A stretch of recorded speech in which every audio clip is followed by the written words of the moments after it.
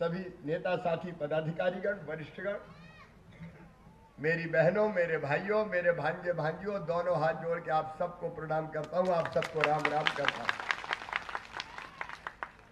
सबसे पहले मैं राजनीति के संत, क्योंकि आचार संहिता लागू है, लेकिन आचार संहिता के बाद चंपालाल देवड़ा की स्मृतियां इस महाविद्यालय के नाम से अमर रखी जाएंगी। इस क्षेत्र ने भारतीय जनता पार्टी और जनसंघ को इतना दिया है कि कितने भी काम करूं मेरे बहनों और भाइयों, वो सारे काम आपके प्यार के सामने छोटे पड़ जाते हैं, बौने पड़ जाते हैं। मैं सत सत नमन करता हूं आपको। अद्भुत है ये जनता, जो जनसंघ के दिए से लेके और कमल का फूल खिला रही है। आपकी निष्ठा, आपका विश्वास, मैं आपको आज वचन देता हूं, जान भले ही चली जाए लेकिन शिवराज आपके विश्वास को कभी नहीं टूटने देगा। पढ़ो तुम, और तुम्हारी मेहनत के बल पर तुम्हारा एडमिशन होगा तो अब फिर से फीस तुम्हारे मम्मी पापा नहीं, ये मामा ही भरवाएगा, भारतीय जनता पार्टी की सरकार भरवाएगी। सारी योजनाएं बंद कर दी। अरे मेरी बहनों, हमने तय किया था गरीब बहन अगर बेटा बेटी को जन्म देने के पहले मजदूरी मेहनत करती है, इसलिए जन्म देने के पहले 4,000 और जन्म देने के बाद 12,000 रुपया देंगे लड्डू खाने के लिए। कमलनाथ ने लड्डू ही छीन लिए थे। जब उनकी सरकार बनी तो लड्डू का पैसा बंद। अब मामा ने फिर चालू कर दिया, चिंता मत करना। एक्सीडेंट पर मौत पे हम देते थे 4 लाख, वो कमलनाथ ने बंद कर दिए। सामान्य मौत पर 2 लाख, वो भी बंद कर दिए। अरे कफन के लिए, अंतिम संस्कार के लिए 5,000 रुपया देते थे कमलनाथ, तुम तो कफन भी छीन ले गए गरीबों का। सारी योजनाएं बंद कर दी। कई नाम थे जो राशन की सूची में थे, गरीबी रेखा से नाम काट दिए, संबल में नाम काट दिए। अब चिंता मत करना, फिर से मामा आ गया है, बंद योजनाएं फिर चालू। एक नहीं अनेक फैसले हमने किए। राशन वाले मामले में पहाड़ सिंह जी, दीपक भाई हमारे बैठे इस क्षेत्र की वो चिंता करते हैं, पार्टी के पदाधिकारी। अगर कोई गरीब का नाम छूट गया हो तो फिर से पात्रता पर्ची बनेगी, कोई गरीब भूखा नहीं सोने दिया जाएगा। एक समस्या और, कई वर्षों से वन भूमि पर कब्जे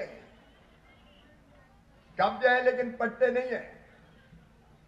मैं नई जमीन की बात नहीं कर रहा, जंगल अब नहीं कटे, ये हमारी जवाबदारी, वो बचा के रखना पड़ेगा, वो सबको मिलकर करना पड़ेगा।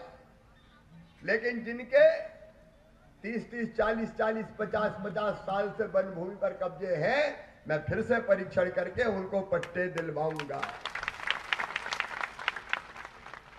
कई लोग मेरे पास आए।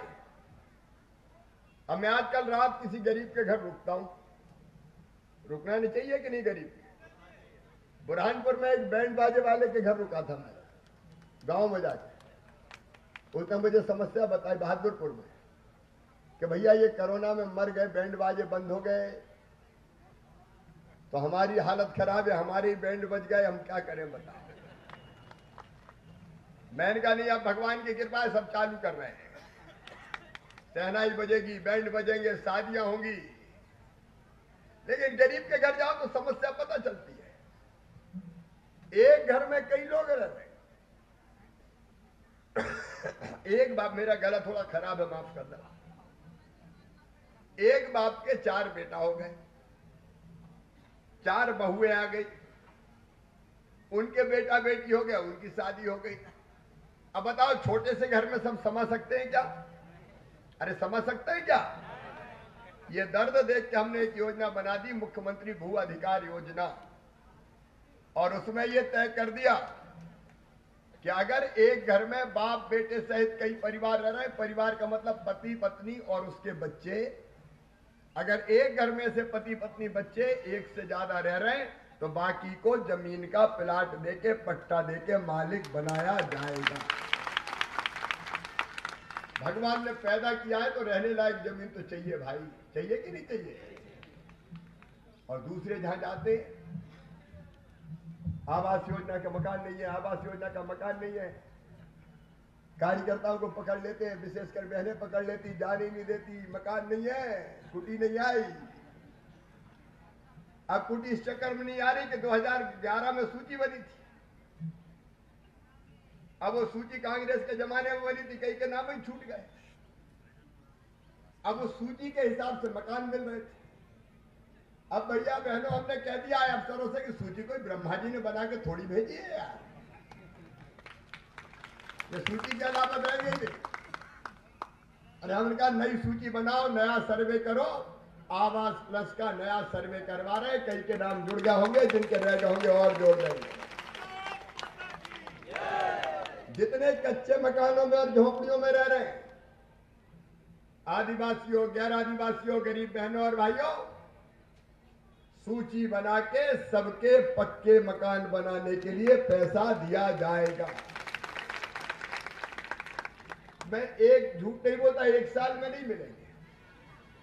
सूची बनेगी तो कुछ को एक साल में, फिर कुछ को दूसरे साल में और कुछ को तीसरे साल में, ऐसे करके 3-4 साल में सबके मकान बन जाए, इसका इंतजाम किया जाएगा। रोटी कपड़ा मकान, पढ़ाई दवाई और रोजगार का इंतजाम। रोटी की बात मैंने सस्ते राशन की कही, मकान की बात कही, पढ़ाई की फीस मामा भरवाएगा, और उसके बाद एक मामला था दवाई का इंतजाम। नंदू भैया कोरोना में ही हमारे बीच से चले गए। बीमारी कम से कम 10,000 तो कर दे, तो हमने 4 हमने डाल दिए। और ये भी ये समझ लेना कोरोना की कड़की में डाले, खजाना खाली है अभी तक, जरा थोड़ा पैसा और आने दो, मामा कसम थोड़ी छोड़ने वाला है। मैं रोऊंगा नहीं कमलनाथ की तरह, मेरे पास पैसे ही नहीं है, मेरे पास पैसे ही नहीं है, पैसा नहीं है बन गया, तो यार तू उतारने का था, पैसे ही नहीं है। अरे ये तो हर कोई कह देगा, धन्नू पन्ना कन्नू लल्ला कोई भी कह देता पैसा नहीं है, छुट्टी पाओ, तो कहा तो मुख्यमंत्री बनो। अरे मुख्यमंत्री बनो तो जुगाड़ करो। और इसलिए मैंने तो उधार भी पैसा ले आया भैया, उधार लेके गलत तो नहीं किया। कहते मामा नारियल धरे ही रहता है, अरे हम काम करते तो नारियल धरते, फोड़ेंगे हम तो नारियल, अरे फोड़ू कि नहीं फोड़ू नारियल। अब तुम्हारी किस्मत ही फूटी थी, तुमने फोड़ा ही नहीं, हम क्या करेंगे। तो हम तो विकास के काम करेंगे। मेरी आप सबसे प्रार्थना है कि विकास और जनता का कल्याण